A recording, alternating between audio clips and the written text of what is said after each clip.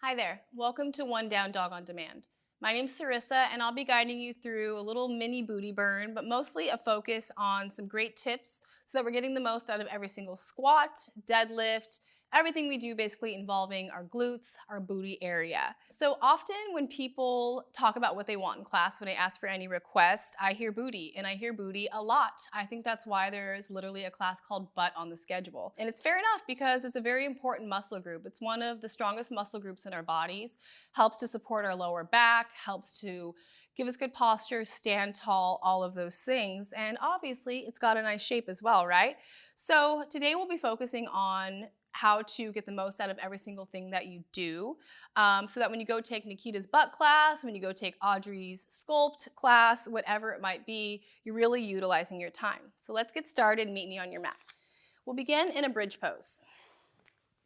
From bridge pose, press your heels down, extend your palms forward. We'll take a moment just to lift up, pause here.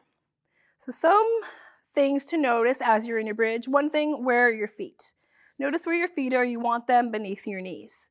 Then as you lift up, where are you lifting up from? Lift up from your glutes. If we're going for the glute engagement, really, really squeeze your glutes at the very top. Feel all of your booty like a coconut. Bring your hips up a little bit higher. From there, you can begin to find a little bit of a pulse. If your toes are gripping the mat, let them release. Let your heels be a little bit heavier. And then soften through your back. Allow your back to be supported. And lift up from this lower part of your booty and your hamstrings a little bit more. Keep squeezing, really activate and feel your glutes before we take it up to our feet. 4, 3, 2, 1. Lower your hips down. All right, lift your legs up. Let's take a moment to rise up to our feet into a squat position. So when you come into a squat, you want to become very aware of where your feet are landing. Teacher may cue a narrow squat. A narrow squat is going to be feet together, at least towards each other, because it will activate a different part of your muscle groups and of your lower body than if your teacher were to cue a basic squat with your feet hip width distance, or say a wide squat variation where you're coming out even wider.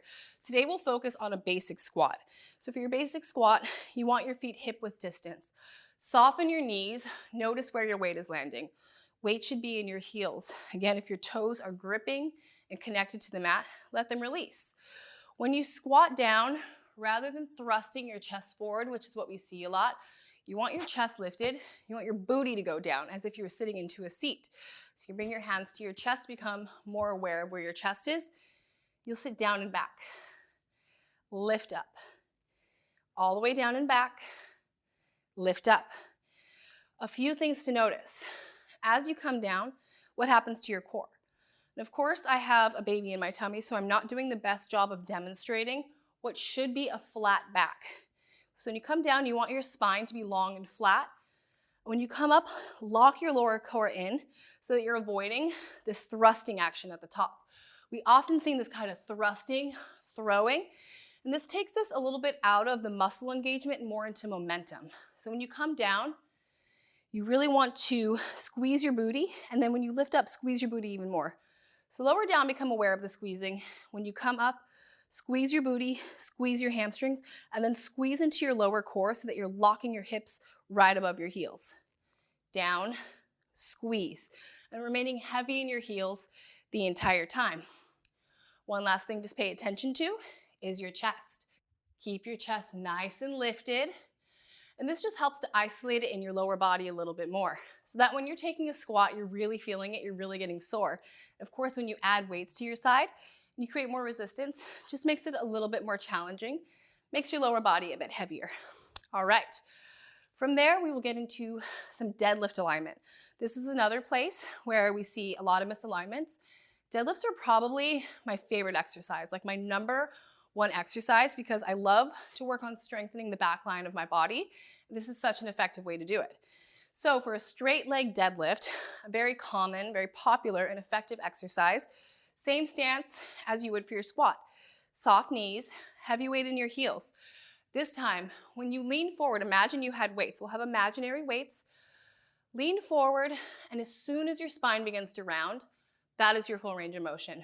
Lift up from the squeeze in your glutes and your hamstrings.